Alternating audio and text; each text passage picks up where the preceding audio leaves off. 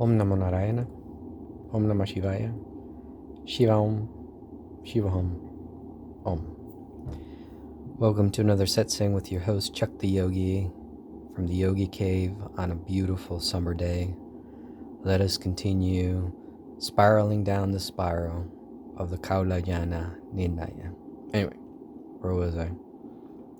O Supreme Goddess, Kshatrayas are worshipped by the seeds with the seed mantras Hrim Shrim Hrim Shri in the four yugas such as Krita, Tetra, Dvapara, and Kali.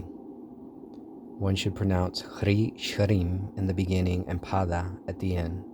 The Kshatraya have been described. Now I'll describe the Pitayas. So these are like categories of beings because the yogis got really elaborate, and many of these are unheard of at this point. Like I've only heard of them here.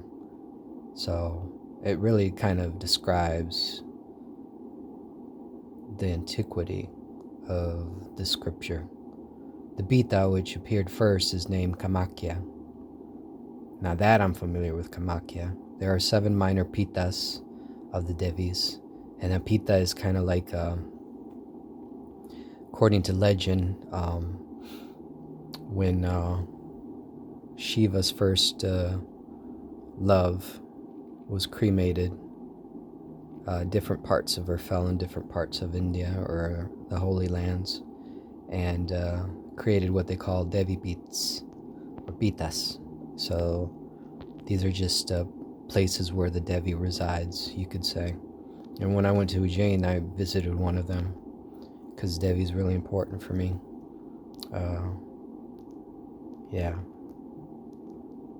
Pitas of the Devis, which are the abodes of the Siddhas. Then again, the second Pita is named Purnagiri. A great Pita is Odiyana, which has several minor associated with it. Arvuda is a half Pita with minor Pitas.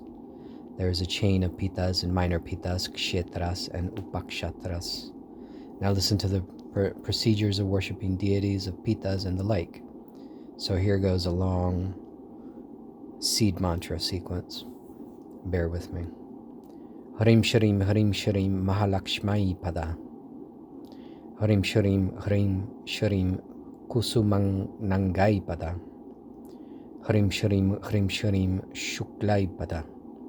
Hrim Shrim Pralambai Pada. Hrim Shrim Pulindai Pada. Hrim Shrim Shavarai Pada. Hrim Shrim Krishnai Pada. Hrim Shrim Lakai Pada. Hrim Shrim Nandai Pada. Hrim Shrim Badrai Pada. Hrim Shrim Kalambai Pada. Hrim Shrim Champai Pada. Hrim Shrim Davalai Pada. Hrim Shrim Hidimbai Pada. Hrim Shrim Mahamayai Pada. The great yoginis are born in the Pitas, minor Pitas, and the like. The mothers achieved all siddhis by worshipping these yoginis. Whosoever siddha practices yoga and mantras creates the Yogaya mothers through the practice of yoga and creates Mantraya mothers through the practice of mantras. So this is intimately tied to Ma worship. And again, I've been touched by Mom since before I was born because I was born before Roe v. Wade, and my mom fell down the stairs to try to be done with me because I was unwanted. And an Indian lady dressed in white showed up to her and said to stop, allow me to be born. And half a century ago, there were no Indian ladies in the state at all. So Ma has been there from the very beginning, and I'm just giving back to her what she's given to me.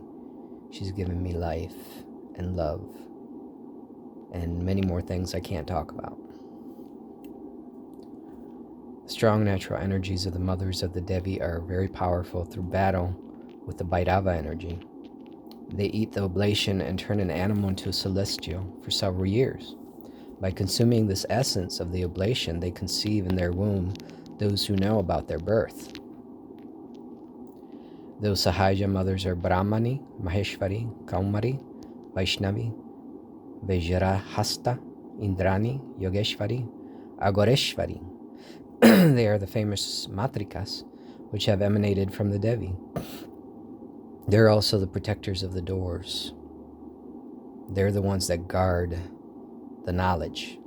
You can enter now, because of the strange times that we live in, into the courtyard of the temple, but they guard the doors to the inner temple.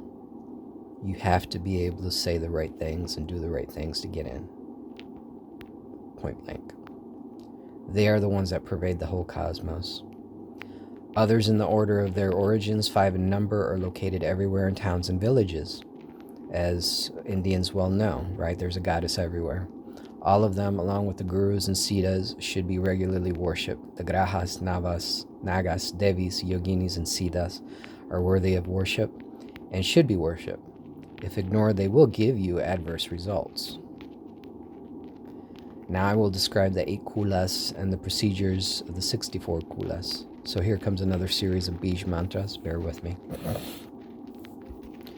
Harim, ahrim, im, harim, harim, harim, harim, rrr. Trildar.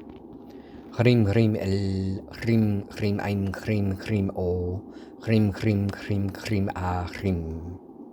Oh, Devi, please listen. And with mantras, you have to be correct in your pronunciation. I'm not perfect, but I try.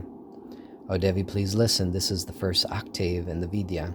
So octaves, musicality, vibration, this is very important. This is the first octave in the Vidya knowledge or mantras of Bhairavi. Hrim kshaha, hrim laha, hrim haha, hrim saha, hrim paha, hrim saha, hrim ba, hrim bara. Hrim kal, hrim is kalika. One should pronounce the Vidya in 8 ways, divided and incorporated in the first octave. Similarly, like this one should know the order of the yoginis. Multiplying 8 by 8 equals 64, of course. The first chakra gives the power of being one with the yoginis and achieving the 8 siddhis, starting from minuteness of consciousness, etc., that Patanjali gets into. There is no doubt that one who is engaged in meditation and sadhana will achieve all these.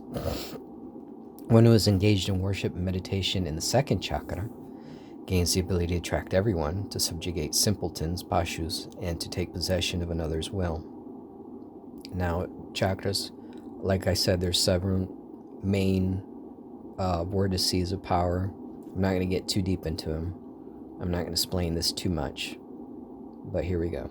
And again, chakras, mantras, archetypes, each chakra has a corresponding color, mantra, yantra, and so forth. By practicing the third chakra, one becomes able to enter into the bodies of others, to know the past and future, as well as to obtain all things that one desires. The fourth, which is named the chakra of peace, when meditated upon after due worship, bestows enjoyment and liberation. One also achieves the power of paralyzing with the gesture mudra and obtaining the knowledge of languages that have been heard or unheard of in the past. Whosoever achieves this part of the Shastra and the mantras can perceive his self in himself by his own power. O dear one of the yoginis, he achieves the siddhis within 6 months and becomes free of wrinkles and gray hair. He becomes like a second Kamadeva. By meditating and worshipping according to the fifth chakra, one can stop the winds and with one's words alone and create silence. The sixth chakra bestows perfect harmony between one's personal life and the laws of nature, the Dharma. In other words, to be in harmony with everything around you. One achieves material gains, the fulfillment of desires, and emancipation. O Supreme One among the gods, the seventh chakra gives power of paralyzing an army of enemies and other amazing things. It also gives freedom from bondage of the cycles of birth and death, while bringing that which is transcendental into one's meditation. The eighth chakra gives fulfillment of one's desires, the power over death and the uprooting of death. It also gives the power to paralyze, to delude others, and the like. Whoever is established in this great chakra becomes a favorite of the Kula and becomes knowledgeable of the canon of the 64 yoginis. he achieves to see these. There is no other way. I have explained the secret order of the 64 yoginis with clarity. This knowledge should be remembered with devotion. So we'll leave it there and move on to chapter 9 afterwards.